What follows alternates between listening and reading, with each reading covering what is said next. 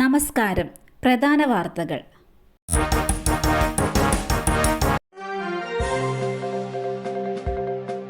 110 kilometre വരെ വേഗതയിൽ Montha കരതൊട്ടു.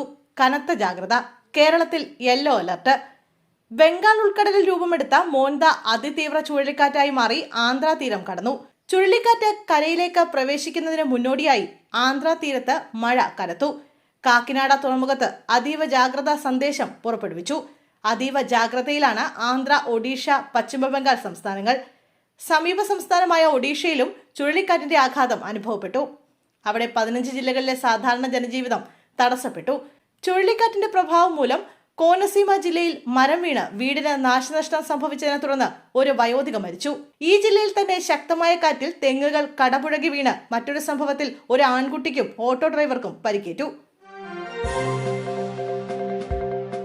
Kaloor stadium കൈമാറ്റ വിവാദം.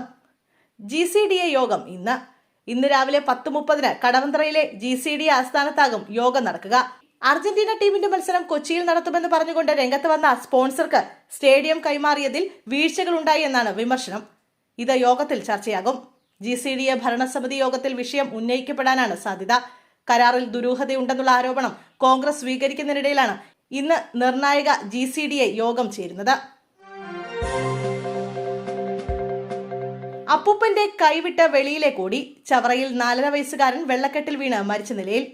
നീണ്ടകര താഴത്തുരുത്ത് പഴങ്കാലയിൽ അനീഷ് ഫിൻല ദമ്പതികളുടെ ഏക മകൻ അറ്റ്ലാൻ അനീഷാണ് മരിച്ചത്. അറ്റ്ലാൻ അമ്മയുടെ കുടുംബ വീട്ടിലായിരുന്നു താമസം.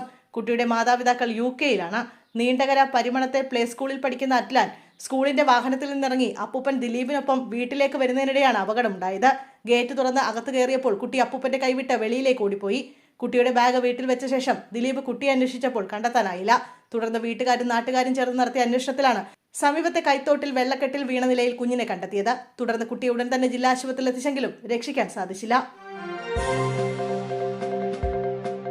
കൊല്ലത്ത് രോഗിയുമായി പോയ ആംബുലൻസിന്റെ ഹോൺ അടിച്ചതിന് ഡ്രൈവറെ മർദ്ദിച്ച യുവാക്കൾ. കൊട്ടിയം ജംഗ്ഷനിൽ ആംബുലൻസ് തടഞ്ഞു നിർത്തി യുവാക്കൾ ആക്രമിക്കുകയായിരുന്നു. ആംബുലൻസ് ഡ്രൈവർ ബിബിന് പരിക്കേറ്റു. ഇന്നലെ രാത്രിയാണ് സംഭവം. പത്തനാപുരത്തെ ആശുപത്രിയിൽ നിന്ന് രോഗിയുമായി കൊട്ടിയത്തെ കിംസ് ആശുപത്രിയിലേക്ക് വരികയായിരുന്നു ആംബുലൻസ്. രോഗിയുമായി പോയ ആംബുലൻസ് ഓവർടേക്ക് ചെയ്യുന്നതിനിടെ ഹോൺ അടിച്ചതാണ് പ്രകോപനത്തിന് ഇടയാക്കിയത്. ആംബുലൻസ് ഡ്രൈവർ കൊട്ടിയം പോലീസിൽ പരാതി നൽകി. ഒരു ബൈക്കിൽ ഹെൽമറ്റ് പോലും ഇല്ലാതെ യാത്ര ചെയ്ത 3 യുവാക്കൾ സർവീസ് റോഡിൽ വെച്ച് ആംബുലൻസ് തടഞ്ഞു നിർത്തി ഡ്രൈവറുടെ വാതിൽ തുറന്ന് മർദ്ദിക്കുകയായിരുന്നു.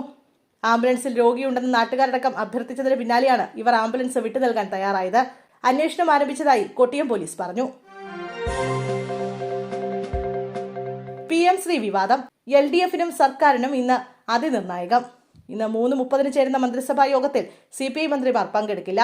സമവായം തുടരാനുള്ള നീക്കത്തിലാണ് CPM. നേതാക്കൾ തലസ്ഥാനത്തുണ്ട്. ഇന്ന് 9 മണിക്ക് CPI സെക്രട്ടേറിയറ്റ് യോഗം ചേരും. കരാറിൽ നിന്ന് പിന്മാറണമെന്ന ആവശ്യത്തിൽ ഉറച്ചു നിൽക്കുകയാണ് CPI. മറ്റ് നിർദ്ദേശങ്ങൾ തള്ളിക്കളയുകയും ചെയ്തിട്ടുണ്ട്. CPI മന്ത്രിമാരുടെ കത്ത് മുഖ്യമന്ത്രി ക്യാബിനറ്റിൽ ഉന്നയിക്കാൻ സാധ്യതയുണ്ട്. വിഷയത്തിൽ CPM സംസ്ഥാന സെക്രട്ടറി MV ഗോവിന്ദൻ പ്രതികരിച്ചിട്ടില്ല.